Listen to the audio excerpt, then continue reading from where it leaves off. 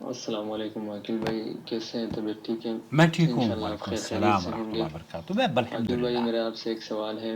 جی میں نے ایک روز جنید جمشید کی ویڈیو دیکھی تھی جس میں انہوں نے کہا تھا ایک درود شریف کے بارے میں ہاں ہاں کہ جو بندہ ظہر کی نماز کے بعد یہ درود شریف اللہم صلی علی محمد وعلی آلہ وبارک وسلم 100 مرتبہ پڑھے گا، اللہ تعالیٰ اسے 4 انعامات دیں گے۔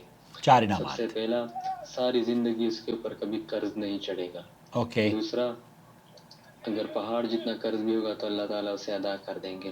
اوکے تیسرا، کسی بھی نعمت کا اللہ تعالیٰ اس سے سوال نہیں کریں گے۔ اوکے۔ اور چوتھا، بغیر حساب کتاب کے جنت میں داخل کر دیں گے۔ تو کیا یہ صحیح حدیث سے ثابت ہے یا نہیں؟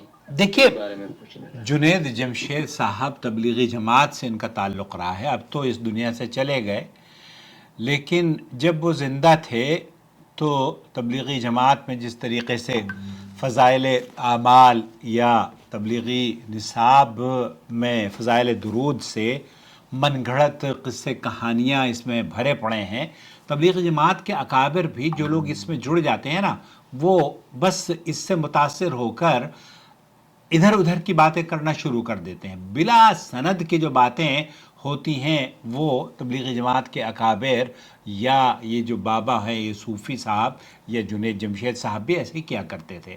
جو باتیں آپ نے بیان کی، دیکھیے درود شریف کے صیغے میں تو کوئی قباحت نہیں ہے، لیکن جو فضیلت بیان کی جا رہی ہے، اگر جنید جمشید صاحب سے یہ پوچھ لیا جائے یا کسی بھی تبلیغی جماعت سے پوچھ لیا، میں نے ایک ویڈیو بنائی ہے تبلیغی جماعت کے بارے میں کہ قرآن کریم تو غلاف میں بند کر کے وہ رکھتے ہیں اور فضائل اعمال اور بہشت زیور ممبر پر رکھتے ہیں چڑھا کے، اس کو سب کو درس دیا جاتا ہے، اور اس کے اندر جو خرافات ہے وہ آپ جنید جمشید کی زبانی اگر سنیں وہ کیا کہتے ہیں۔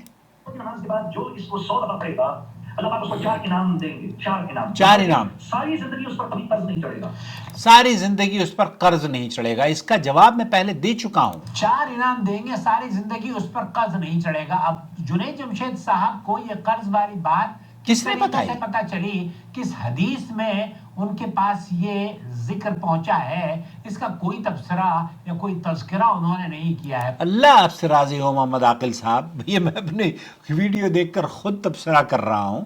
اچھا، بلکہ جن لوگوں نے بھی اس کو روایت کو نقل کیا ہے ان تمام نے، جس طریقے سے کہا جاتا ہے نا کہ اکثر لوگ مکھی پر مکھی مارنے کے عادی ہو گئے ہیں۔ مکھی پر مکھی کیسے مارتے ہیں پتہ ہے آپ کو؟ یہ اردو کا محاورہ ہے، اور ہمارے ہاں اردو اصل میں خوبصورتی جو تھی نا اردو کی، وہ مکھی پر مکھی مارنا یا اس طرح کے جو ہم جملے استعمال کیا کرتے تھے نا، محاورے، وہ اس زبان کو بہت خوبصورت کیا کرتے تھے۔ تو مکھی پر مکھی مارنا یہ ہوتا ہے کہ جیسے جو خراب قصے کہانیاں فضائل اعمال میں لکھے ہوئے ہیں بغیر تصدیق کے انہیں ہم چھاپتے رہیں، یہ درست نہیں ہے۔ سنیے تو بس اس سے سنی، یہاں انہوں نے بھی بیان کر دی۔ فضائل درود، فضائل اعمال میں انہوں نے بہت ٹائم لگایا ہے، اس لیے اس طرح کی باتیں جو جیسے میں نے تبلیغی جماعت عاقل صاحب صحیح کہہ رہے ہیں، وہ انہوں نے یاد کر لی ہیں۔ ہاں، نمبر 2، اگر پہاڑ جتنا ہوگا اللہ اس کو ادا کر دیں گے۔ اس طرح کی فضیلت، پہاڑ جتنا بھی ہوگا۔ دوسری ایک اور چیز جو انہوں نے بیان کی ہے نا دوستوں،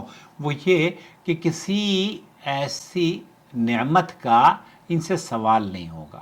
اب نعمت کا سوال نہیں ہوگا، یہ بڑا عجیب و غریب مسئلہ ہے۔ اللہ تعالیٰ تو آپ کے تمام نیکیاں کہاں سے کیا کمایا ہے اور کیا کہاں خرچ کیا ہے، یہ سب سوال کیا جائے گا۔ وہ حدیث آپ کو پتہ ہے، وہ کتنی پیاری حدیث اللہ کے رسول صلی اللہ علیہ وسلم نے بیان فرمائی ہے کہ ابن آدم، انسان کے جو وہ ہیں، لا تزول ما قدم عبد یوم القیامہ، قیامت کے دن بندے کے قدم اس وقت تک اپنی جگہ سے نہیں ہل پائیں گے، نہیں ہٹیں گے جب تک اسے 4 چیزوں کے بارے میں سوال نہ کر لیا جائے۔ اس کی عمر کے بارے میں کہ کہاں گزاری، اس کے علم کے بارے میں کہ اس پر کیا عمل کیا، اس کے مال کے بارے میں کہ کہاں سے کمایا اور کہاں خرچ کیا، اور اس کے جسم کے بارے میں کہ کس کام میں کھپایا۔ تو اس طرح کی جو احادیث ہیں سنن ترمذی وغیرہ میں، انہیں ذرا غور سے سن لیجئے اور پڑھ لیجئے۔ یہ قصے کہانیاں ہیں ہماری ہمارے تبلیغی جماعت کے بھائیوں میں ان کی کوئی حقیقت نہیں ہے. یہ صرف آپ کو رغبت دلانے کے لیے کہ آپ درود کثرت سے پڑھیں، جھوٹی فضیلتیں گھڑ گھڑ کے آپ کو پیش کر دیتے ہیں تاکہ آپ ان کے چکر میں پڑ جائیں. تو چکر میں نہ پڑیں ان کے. میں صحیح کہتا ہوں، تبلیغی جماعت کے جو چکر میں پڑ گیا وہ دین کرا نہ دنیا کرا. واللہ میں صحیح بتا رہا ہوں، ہمارے مشاہدے کی بات ہے. ہم نے تو الحمدللہ توبہ کر لی ہے، آپ بھی توبہ کرنے.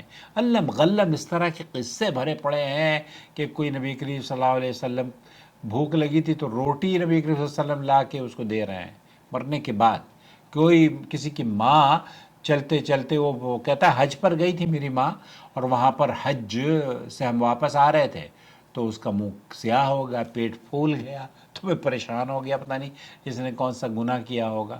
تو میں نے دیکھا کہ پھر حجاز سے ایک ابر آیا اور اس میں سے ایک بہت خوبصورت شخصیت ابھر کر نکل کر آئی اور اس نے میری ماں کے چہرے پر ہاتھ پھیرا، میری ماں کے پیٹ پر ہاتھ پھیرا. اعوذ باللہ. یہ ساری باتیں. پھر میں نے پوچھا کہ تم کون ہو؟ میری ماں تو صحیح ہو گئی، بہت خوبصورت چہرہ ہو گیا اس کا. کہتے ہیں کہ میں نے پوچھا کہ تم کون ہو؟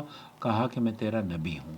اعوذ باللہ. اللہ تعالیٰ بہرحال اس طرح کی شر اور فتنوں سے محفوظ فرمائے، ہمیں قرآن و سنت کی صحیح طور پر سمجھ عطا فرمائے، اور ان گمراہ کن عقائد اور جنید جیسے جمشید جیسی قصے کہانیاں گھڑ گھڑ کر لوگوں کو، یہ مفتی اور یہ سارے کے سارے ایسے ہی ہیں تبلیغی جماعت والے، معاف کیجیے گا. اسی لیے سعودی عرب پر میں اس تبلیغی جماعت پر پابندی عائد کی ہے، تاکہ یہ آپ کو ایک پیغام مل جائے کہ دنیا کی وہ ملک جہاں قرآن و سنت کی بالادستی ہے، اس نے تبلیغی جماعت پر اس لیے پابندی عائد کی ہے کہ ان کے عقائد میں خرافات بھری بڑی ہے. اللہ ان کی خرافات سے بچائے، آمین یا رب العالمین. تو یہ فضیلت جنید جمشید صاحب نے جو بیان کی ہے کسی بھی صحیح حدیث سے ثابت نہیں ہے. اور اگر آپ کو یہ کہا جائے کہ یہ فضیلت آپ کو یہ 4 انعامات ملیں گے، تو سوال یہ پیدا ہوتا ہے کہ یہ 4 انعامات اللہ کے رسول صلی اللہ علیہ وسلم، درود شریف پڑھنا تو ایک عبادت ہے نا. درود شریف پڑھنے کا تو تذکرہ اللہ تعالیٰ نے قرآن کریم میں حکم دیا ہے، ان اللہ و ملائکتہ یصلون علی النبی. لیکن کیا یہ فضیلتیں جو آپ بیان کر رہے ہیں کسی حدیث میں موجود ہیں؟ نہیں. اپنا خیال رکھیں. السلام علیکم ورحمۃ اللہ وبرکاتہ. اللہ ولی الذین آمنوا یخرجهم من الظلمات إلى النور والذین كفروا أولیاؤهم الطاغوت یخرجونهم من النور إلى الظلمات أولئك أصحاب النار هم فيها خالدون.